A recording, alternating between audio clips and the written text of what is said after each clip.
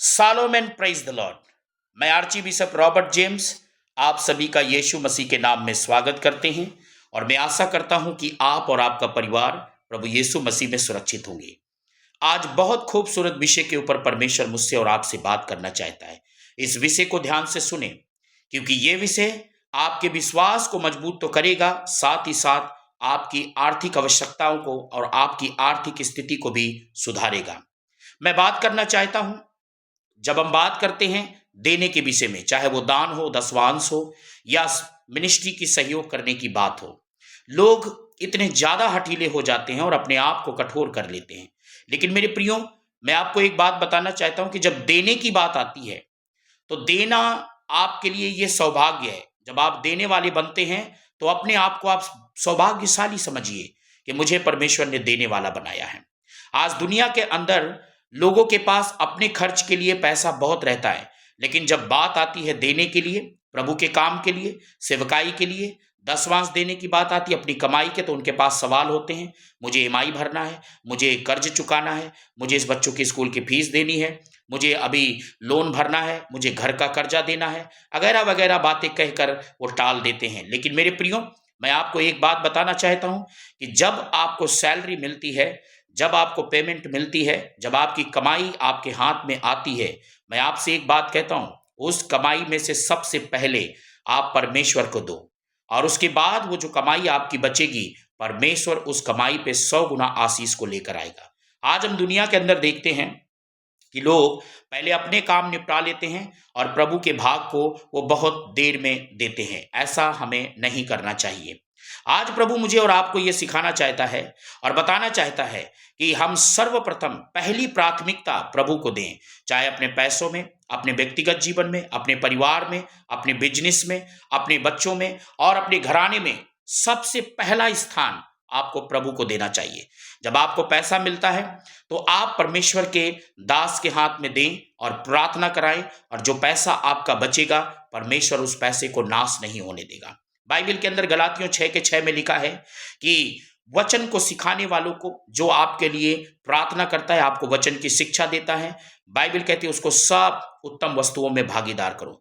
कई बार हम प्रभु के दास को अपनी प्रॉब्लम में स्मरण करते हैं, अपनी समस्याओं में याद रखते हैं, अपनी समस्या के समय उसको स्मरण करते हैं, लेकिन कई बार जब बात आती है प्रभु के दास की सेवकाई में हेल्प करने की या उनकी मदद करने की, हम अपने आप को कठोर कर लेते हैं। ऐसा नहीं होना चाहिए। प्रभु के दास को हर एक उत्तम चीजों में आप भागीदार करें।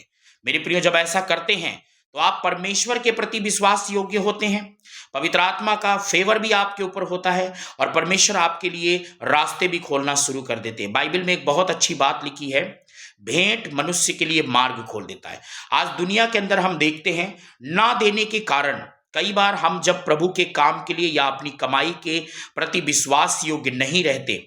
आज मैं कई लोगों को, इस प्रकार के भी लोगों को देखता हूं जो कहते हैं हमको कई चर्चों में देना होता है, हम इधर भी देते हैं, उधर भी देते हैं, कई पास्टर आ जाते हैं, उनको देते हैं। मैं आपको बताना चाहता हूं, ऐसे आपकी कमाई के ऊपर, आपके फाइनेंस के ऊपर बरकतें नहीं आएगी, क्योंकि आपका सारा 10वां अंश आपने जिसके द्वारा बपतिस्मा लिया है, जो आपको शिक्षा देता है, जो आपके लिए प्रार्थना करता है, जो आपके लिए रात दिन जागता है, आपका सारा 10वां अंश आपको उसी जगह पर देना चाहिए। मेरे प्रियो, आज परमेश्वर का वचन मुझे और आपको ये बातें सिखा रहा है। मैं ही ये बात नहीं कह रहा हूं, लेकिन आज मैं आपको एक महत्वपूर्ण वीडियो दिखाना चाहता हूं। इस वीडियो को आप ध्यानपूर्वक देखें और इस वीडियो को देखने के बाद आपको समझ में आएगा कि देना कितना महत्वपूर्ण है। जब आप इस वीडियो को देखते हैं, इस वीडियो के माध्यम से आप ये सीखने पाएंगे कि देना कितना बहुत जरूरी है, और देने से हमारा विश्वास मजबूत होता है, हमारी आर्थिक स्थिति भी सुधरती है। तो आइए इस वीडियो को ध्यान से देखें और कई बातों को हम सीखने पाएंगे। मैं यह समझाना कि जब हम देने वाले बनते हैं तो सिर्फ दूसरों का नहीं, हमारा अपना जीवन भी बदलता है। चैप्टर 1, गिविंग, देना, प्रभु के लिए देना। कई बार हम अपनी जिंदगी में दौड़ते दौड़ते उस एक अहम बात को भूल जाते हैं, प्रभु ने हमें जो कुछ दिया है उसका इस्तेमाल कैसे करना है। सुबह से रात तक काम, घर के खर्चे, टेंशन, ईएमआई, फैमिली प्रेशर, इन्हीं सब चीजों में सोच फंस जाती है। गिविंग प्रभु के लिए देने का नाम आते ही अंदर से आवाज उठती है, अभी कैसे दूं, बाद में देखेंगे।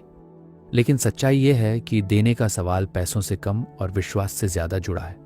ऑथर लैरी बर्केट बताते हैं कि देने का मतलब वहीं से शुरू होती है जहां इंसान अपने दिल में प्रभु के लिए जगह खोलता है।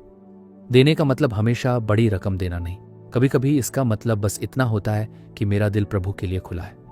बहुत से लोग सोचते हैं कि पहले सब सेट हो जाए तब देंगे, लेकिन अगर जिंदगी के सेट होने का इंतजार करते रहे तो देने का मौका हमेशा जाता रहेगा। देने की असली खूबसूरती यह है कि वह इंसान को अंदर से बदल देती है। जब दिल देने सीखना शुरू करता है तब डर कम होने लगता है। डर कहीं कम न पड़ जाएगा या मेरे पास क्या बचेगा, और उसकी जगह एक नई सोच आ जाती है, जो भी है प्रभु ने दिया है और वह मेरी जरूरतें जानता है, जैसे कि बाइबल भी लिखा है। दूसरा कुरिन्थियों 9:7 में परमेश्वर हर्ष से देने वाले से प्रेम रखता है। ऑथर लैरी बर्केट बार बार यह बात सामने रखते हैं कि प्रभु को मजबूरी वाला दान नहीं चाहिए, उन्हें वो दिल चाहिए जो खुशी से कहे, प्रभु जो मेरा है वह तेरा है। उनका एक वाक्य है, देने की क्षमता नहीं, देने की इच्छा इंसान का भविष्य तय करती है। देने की एक और गहरी बात, जब इंसान देने वाला बनता है तो उसके अंदर का स्वार्थ पिघलने लगता है। वह सिर्फ अपना फायदा नहीं देखता, वो उन लोगों को भी देखने लगता है जिनके पास उससे कम है। देना हमें दूसरों के दर्द को महसूस करना सिखाता है, और इसी तरह प्रभु हमारा दिल बड़ा करते हैं। देना सिर्फ पैसों से नहीं होता। कई बार आपका थोड़ा सा समय किसी टूटे हुए इंसान को फिर से खड़े होने की ताकत दे सकता है। कभी आपकी एक छोटी मदद किसी परिवार की मुश्किलें हल्की कर देती है, और कई बार आपकी प्रार्थना ही किसी के लिए नई उम्मीद बन जाती है। जब दिल देने वाला होता है तो प्रभु खुद साधन और मौके सामने ले आते हैं। ऑथर लैरी बर्केट बताते हैं कि देने का पहला कदम है प्रभु पर भरोसा। अगर भरोसा सही हो तो देना बोझ नहीं लगता, वो एक तरह की स्वतंत्रता महसूस होती है। इंसान समझ जाता है कि पैसा मेरी सुरक्षा नहीं, प्रभु मेरी सुरक्षा है। चैप्टर 2 टाइथिंग, दशमांश का हिस्सा देना, ताइद देना। दशमांश की बात आते ही बहुत से लोगों के मन में सवाल उठते हैं, क्या यह आज भी उतना ही जरूरी है? क्या यह बस एक पुरानी व्यवस्था थी? क्या यह नियम है या धार्मिक प्रतिक्रिया? ऑथर लैरी बर्केट इस हिस्से में दशमांश को ऐसे समझाते हैं कि सुनने वाला बोझ महसूस नहीं करता, बल्कि अच्छा और भरोसा महसूस करता है। वे सबसे पहले बताते हैं कि दशमांश का अर्थ केवल 10वां हिस्सा देना नहीं है। इसका असली अर्थ है प्रभु को अपनी कमाई का पहला और सबसे उत्तम हिस्सा देना। यानी दशमांश किसी गणित फार्मूले से ज्यादा प्राथमिकता की भाषा है। मेरी कमाई का पहला हिस्सा प्रभु का है, क्योंकि मेरा स्रोत वही है। ऑथर लैरी बर्केट कहते हैं कि कई लोग यह सोचते हैं कि दशमांश कानूनी यानी धार्मिक दबाव है, लेकिन वे यह स्पष्ट करते हैं कि प्रभु अपने बच्चों को मजबूरी में नहीं धकेलते। अगर दिल में प्रेम नहीं है तो रकम का कोई महत्व नहीं। वे समझाते हैं कि दशमांश को धार्मिक बोझ मानना उस आशीष को खो देना है जो एक खुले दिल से देने पर मिलती है। जब दिल सही हो, धार्मिक काम बोझ नहीं बनते। ये उनका एक अर्थपूर्ण कथन है जो इस विषय को संतुलन देता है। इस भाग में दशमांश के उद्देश्य को बहुत साफ शब्दों में रखा गया है। यह सिर्फ चर्च का बजट पूरा करने के लिए नहीं है, यह विश्वास की ट्रेनिंग है। जब इंसान अपनी कमाई का पहला हिस्सा प्रभु को देने का फैसला करता है तो वह अपने फाइनेंस पर प्रभु की सर्वोच्चता को स्वीकार कर रहा होता है। यह कदम उसके भीतर एक अद्भुत जीवन शैली बनाता है, जहां भरोसा बढ़ता है, लालच घटता है और जीवन में शांति बढ़ता है। ऑथर लैरी बर्केट बताते हैं कि दशमांश का उद्देश्य प्रभु के काम को मजबूत करना है, ताकि चर्च, सेवकाई, मिशन और जरूरतमंदों तक मदद लगातार पहुंचती रहे। इसके बाद यह सवाल उठता है, दशमांश दिया कहां जाए? ऑथर लैरी बर्केट इसे बहुत अच्छे तरीके से समझाते हैं। उनका कहना है कि कमाई का प्राथमिक हिस्सा उस जगह जाना चाहिए जहां से आपको आत्मिक भोजन मिलता है, यानी आपका स्थानीय चर्च। यही स्टोर हाउस की शिक्षा का मूल है। चर्च वह स्थान है जहां प्रभु का वचन, सेवा और समुदाय की जरूरतें पूरी होती हैं। जब हम यहां निवेश करते हैं तो हम उस काम में हिस्सा लेते हैं जिसे प्रभु लोगों के जीवन को बदलने के लिए इस्तेमाल कर रहे हैं।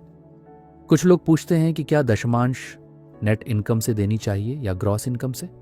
नेट इनकम मतलब वही कमाई जो आखिर में आपके बैंक अकाउंट में आती है, यानी सैलरी में से टैक्स, पीएफ वगैरह निकलने के बाद जो पैसे बचते हैं।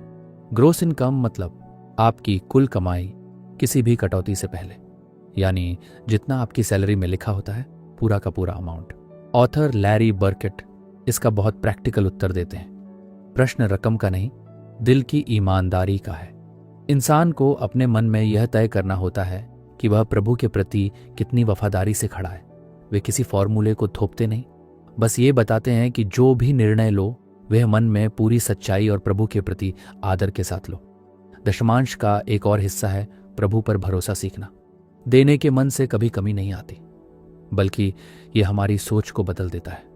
इंसान धीरे धीरे खर्चों को समझदारी से संभालने लगता है और उसकी प्राथमिकताएं प्रभु के काम की तरफ मुड़ जाती हैं। यही कारण है कि बाइबल कहती है मलाकी 3:10 में, संपूर्ण दशमांश भंडार में ले आओ और मुझे परखो कि मैं तुम्हारे लिए आकाश के झरोखे खोलकर आशीष बरसाऊंगा।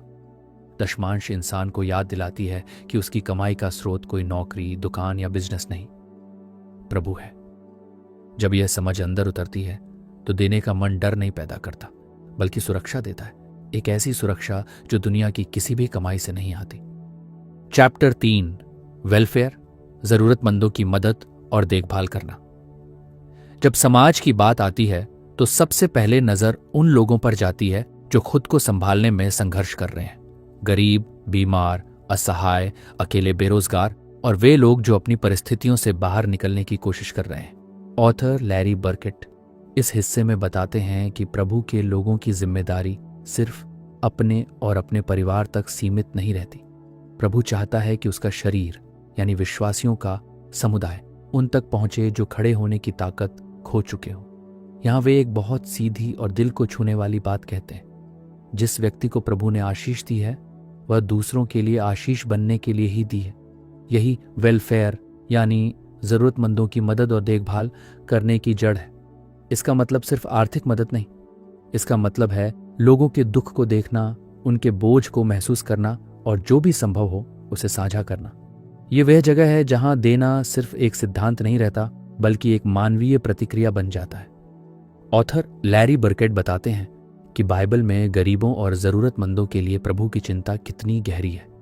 प्रभु बार बार अपने लोगों से कहता है कि जो टूटे हुए हैं, जो भूखे हैं और जो किसी कारण से पीछे छूट गए हैं, उन्हें अकेला मत छोड़ो। ये शिक्षा सिर्फ भावनात्मक नहीं बल्कि आध्यात्मिक है। देने वाला दिल इंसान को प्रभु के दिल के और करीब ले जाता है। इस भाग में यह भी स्पष्ट किया गया है कि वेलफेयर का मतलब कभी भी आलस को बढ़ावा देना नहीं है। इसका मतलब यह भी नहीं कि बिना समझे हर जगह पैसा बांट दिया जाए। ऑथर लैरी बर्केट समझदारी की बात करते हैं। मदद वही प्रभावशाली होती है जो इंसान को आगे बढ़ने में सक्षम बनाए, न कि निर्भरता बढ़ाए। अगर कोई इंसान सच में मेहनत करना चाहता है लेकिन हालात उसका साथ नहीं दे रहा है, तो हमारी मदद उसे दोबारा खड़ा होने में ताकत देती है। लेकिन अगर कोई मेहनत करने से ही भाग रहा है तो हमारी मदद उसे गलत आदत में डाल देती है। इसलिए संतुलन बहुत जरूरी है। इसके बाद बात आती है चर्च की जिम्मेदारी की। चर्च सिर्फ आराधना की जगह नहीं है, ये एक परिवार है और परिवार अपने कमजोर सदस्यों को नहीं छोड़ता। ऑथर लैरी बर्केट बताते हैं कि शुरुआती कलीसिया में विश्वासियों ने अपने संसाधन मिलाकर सुनिश्चित किया कि कोई भूखा न रहे, कोई बिना कपड़ों के न रहे और कोई अकेले संघर्ष न करे। आज चर्च को वहीं वापस लौटना है, सहायता देने में विवेक, प्यार और सत्य मिलाकर। वेलफेयर यानी जरूरतमंदों की मदद और देखभाल करने का सबसे महत्वपूर्ण पहलू है दिल की करुणा। किसी की मदद करना तभी प्रभावशाली होता है जब उसमें सम्मान हो। किसी टूटे हुए दिल को यह एहसास दिलाना कि वह अकेला नहीं है, कि प्रभु ने उसके लिए किसी को भेजा है, ये किसी भी आर्थिक मदद से कहीं बड़ा असर करता है। ऑथर लैरी बर्केट बार बार बताते हैं कि मदद पैसे से कम और दिल से ज्यादा दी जाती है। जैसे बाइबल में यह वचन लिखा है भजन 37:21 में, धर्मी दया करता और अनुग्रह से दान देता है। विश्वासी लोगों का जीवन इस तरह का होना चाहिए जहां दया कमजोरी नहीं बल्कि शक्ति बनती है। वेलफेयर यही सिखाता है कि प्रभु का दिल हमेशा उन तक पहुंचता है जो सबसे नीचे हैं, और जब हम ऐसे लोगों को उठाने में मदद करते हैं तो हम प्रभु के काम में सहभागी बनते हैं। चैप्टर 4, क्रिश्चियन फंडरेजिंग, प्रभु के काम के लिए पैसा जुटाना। मसीही संसार में फंड रेजिंग शब्द सुनते ही कई लोगों के मन में असहजता आ जाती है। ऐसा लगता है जैसे विश्वास और पैसों का रिश्ता मिलाकर कोई बात बिगड़ जाएगी। लेकिन ऑथर लैरी बर्केट इस विषय को एक बिल्कुल अलग, साफ और सम्मानजनक नजरिए से समझाते हैं। वे बताते हैं कि जब बात प्रभु के काम की हो, मिशन, सेवा, चर्च, गरीबों की मदद, शिक्षा या किसी भी आत्मिक उद्देश्य की, तो संसाधन जुटाना कोई सांसारिक तकनीक नहीं, बल्कि प्रभु का काम आगे बढ़ाने का हिस्सा है। पहली बात वे यही साफ करते हैं, प्रभु का काम हमेशा प्रभु की इच्छा से चलता है, लेकिन वह अपने लोगों को इस काम का हिस्सा बनने का सम्मान देता है। इसका मतलब ये नहीं कि हर जरूरत पर हर किसी से पैसा मांगा जाए। सही मायने में क्रिश्चियन फंड रेजिंग तब होता है जब प्रभु ने किसी काम को शुरू किया होता है और वह अपने लोगों के दिलों को उसे पूरा करने के लिए तैयार करता है। ऑथर लैरी बर्केट एक खूबसूरत सच्चाई बताते हैं।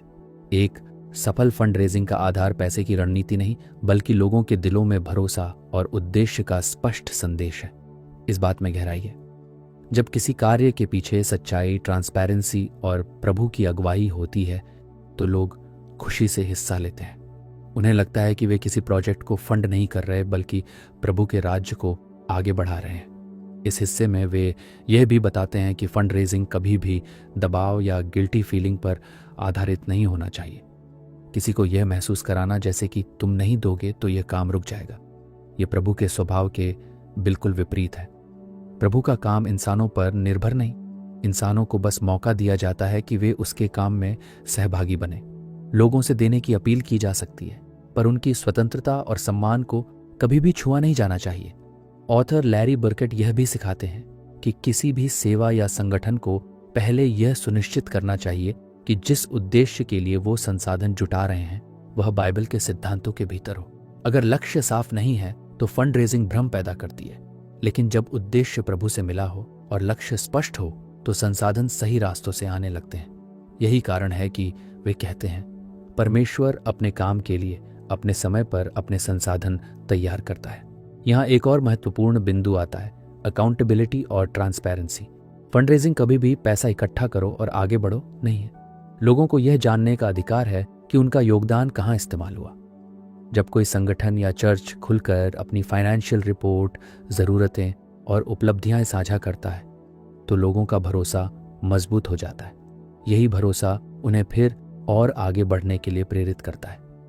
यह हिस्सा इस बात पर भी प्रकाश डालता है कि प्रभु के राज्य के काम में देने वाला हर व्यक्ति एक सहकर्मी है, सिर्फ दानी नहीं। उनका योगदान एक ईंट की तरह है जो प्रभु के घर को खड़ा करने में लगाई जा रही है। जैसे बाइबल कहती है भजन 112:5 में, जो व्यक्ति दयालु होता है और जरूरतमंद की मदद करता है उसका जीवन अच्छा होता है, और जब भी उसका न्याय होगा वह सही ठहराया जाएगा। फंड रेजिंग का असली उद्देश्य यही है। जो काम प्रभु ने शुरू किया है उनमें लोगों को वह अवसर देना कि वे उसका हिस्सा बने। यह बोझ नहीं, एक सौभाग्य है। और जब लोग इस सौभाग्य को समझते हैं तो देने का मन मजबूरी का नहीं, आनंद का बन जाता है। जब इन चारों हिस्सों को एक साथ देखा जाए, गिविंग प्रभु के लिए देना, टाइथिंग दशमांश का हिस्सा देना, वेलफेयर जरूरतमंदों की मदद और देखभाल करना, क्रिश्चियन फंड रेजिंग प्रभु के काम के लिए पैसा जुटाना, तो एक ही तस्वीर उभर कर सामने आती है। प्रभु अपने लोगों को सिर्फ आशीष देने के लिए नहीं बुलाता, बल्कि उन्हें आशीष बांटने के लिए तैयार करता है। ऑथर लैरी बर्केट ने पूरी किताब में यही दिखाया है कि देने का काम किसी नियम या मजबूरी से नहीं, बल्कि उस भरोसे से होता है जिसमें इंसान मान लेता है कि उसका वास्तविक स्रोत प्रभु ही है। जब दिल में यह समझ उतर जाती है तो पैसा, समय, प्रतिभाएं सब एक नए अर्थ के साथ इस्तेमाल होने लगते हैं। गिविंग हमें दरिया दिल बनाता है, टाइथिंग हमें प्राथमिकताएं सिखाता है, वेलफेयर हमें जरूरतमंदों से जोड़ता है, और फंड रेजिंग ये याद दिलाता है कि प्रभु का काम मिलकर चलता है। इन चारों का संतुलन एक ऐसा जीवन तैयार करता है जहां इंसान सिर्फ खुद के लिए नहीं जीता, वह प्रभु के दिल को अपनी जीवन शैली में जगह देता है। देने से डर कम होता है, दशमांश से भरोसा बढ़ता है, जरूरतमंदों की मदद और देखभाल करने से करुणा बढ़ती है, और फंड रेजिंग से उद्देश्य मजबूत होता है। यह जीवन शैली इंसान को भीतर से नया बना देती है। ऑथर लैरी बर्केट का एक वाक्य इस पूरी शिक्षा का सार है। प्रभु ये नहीं देखता कि आपके हाथ में कितना पैसा है, वह यह देखता है कि आपका दिल प्रभु के राज्य के लिए किस तरह आगे बढ़ता है। देने वाला इंसान न सिर्फ प्रभु के काम में मदद करता है। हाँ, तो मेरे प्रिय भाई और बहनों, कैसी लगी ये वीडियो मैं आशा करता हूं इस वीडियो के माध्यम से आपने बहुत कुछ सीखा होगा। जैसा कि प्रभु के दास ने अपने संदेश में ये बात बताई कि देना हमारे विश्वास को मजबूत करता है। और सच में मेरे प्रियो, अगर आप अपनी आर्थिक स्थिति सुधारना चाहते हैं, यदि आप अपने बिजनेस को सुधारना चाहते हैं, यदि आप अपने कारोबार को सुधारना चाहते हैं, यदि आप उन्नति को देखना चाहते हैं, तो देना कभी भी रोके नहीं। आप लगातार देना शुरू करें और आप देखेंगे कि आपकी लाइफ में परमेश्वर कितना सुधार लेके आ गया। आपकी जिंदगी में आशीषें आना शुरू हो जाएगी। तो मैं आशा करता हूं ये संदेश आपके जीवन में बहुतायत से आशीष को लेके आया होगा। सो मेरे प्रियो, आपको ये वचन बहुत आशीष दे। हम फिर मिलेंगे। जय मसीह की।